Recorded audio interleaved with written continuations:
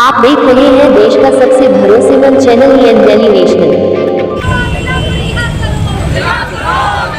अंदर गया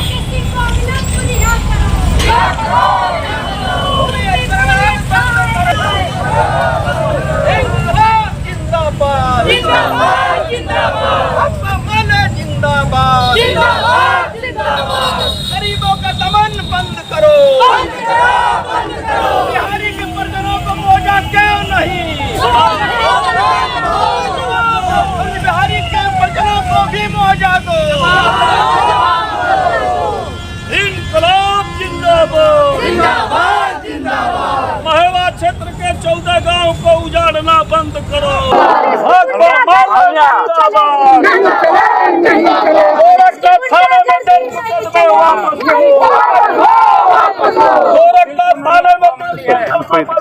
वापस लो और पीछे से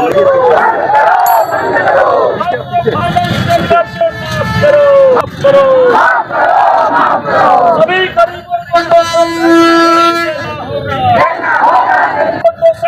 बिजली देना होगा।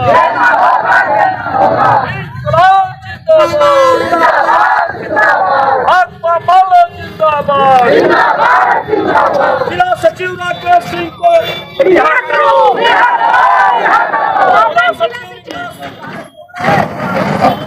साथियों, जैसा कि आप सब लोग जानते हैं कि आज 25 सितंबर को भाकपा माले के द्वारा पूरे प्रदेश के जिला मुख्यालयों पर 5 बिंदुओं पर प्रदर्शन तय था और इन 5 बिंदुओं से घबरा करके गोरखपुर की पुलिस, हमारे जो भी कार्यकर्ता थे, हमारे जिला सचिव को रात को ही डिटेन कर लिया गया है। हमारे जो अन्य साथी हैं, दीनदयाल यादव से लेकर के नंदू प्रसाद तक, झरवा खिरोनिया से पुलिस जो है बैरिकेटिंग लगा करके रोकती है। मैं आपसे कहना चाहता हूं कि गोरखपुर के गरीब यहां आकर के माननीय जिलाधिकारी महोदय से यही बात कहना चाह रहे थे कि मानवर जीडीए ने अधिसूचना जारी कर दिया है। महेवा से लेकर के झरवा खिरोनिया और वहां लहसड़ी तक 14 गांव नदी किनारे जहां लोग साग सब्जी अमरूद पैदा करके जीवित रहते हैं, मछली मार के जीवित रहते हैं, सरकार ने उसको डूब क्षेत्र घोषित करके जबरन अधिग्रहण की प्रक्रिया शुरू कर दी है। इस पर रोक लगना चाहिए। दूसरी मांग हम लोग कर रहे हैं कि पूरे प्रदेश में 2 लाख के गरीबों के सभी कर्जे माफ किया जाए। अबानी से लेकर के देश के मात्र 20-25 परिवारों का 22-20 लाख करोड़ रुपए उनका कर्जा माफ हो गया है, लेकिन गरीबों के कर्जे माइक्रो फाइनेंस के लोग जबरन गरीबों के घर में घुस जा रहे हैं। उनकी बकरियां, उनकी चौकियां, कीमती चीज बेचवा दे रहे हैं और आत्महत्या के लिए उकसा रहे हैं। हम जिलाधिकारी महोदय से निवेदन करने आए हैं कि आरबीआई का गाइडलाइन है कि कर्ज के लेन देन में उस गाइडलाइन के अलावा कोई नहीं जा सकता, लेकिन माइक्रो फाइनेंस कंपनियां नियमों की धज्जियां उड़ाते हुए गरीबों की अस्मत लूटने पर लगी हुई है, आत्महत्या के लिए उकसा रही है। दर्जनों लोग गांव छोड़ करके भाग गए हैं और जो है आत्महत्या के लिए मजबूर हो रहे हैं। इस पर रोक लगनी चाहिए। 2 लाख रुपए तक के कर्जे गरीबों के माफ होने चाहिए। और तीसरी बात हम लोग कर रहे हैं कि पूरे देश में यदि दिल्ली की सरकार, कर्नाटक की सरकार, पंजाब की सरकार, गरीबों को झारखंड की सरकार और अभी अभी बिहार की सरकार गरीबों को 200 यूनिट बिजली फ्री दे सकती है, तो उत्तर प्रदेश में माननीय महाराज जी की सरकार गरीबों को 200 यूनिट बिजली फ्री क्यों नहीं दे सकती? उल्टे स्मार्ट मीटर लगा रही है और स्मार्ट मीटर एक के बदले 50 रुपए का बिल आ रहा है। 500 के जगह 5-5 हजार 10-10 हजार के बिल आ रहे हैं। इसको माफ किया जाए, 200 यूनिट बिजली फ्री दिया जाए और बिजली विभाग के निजीकरण पर रोक लगाई जाए।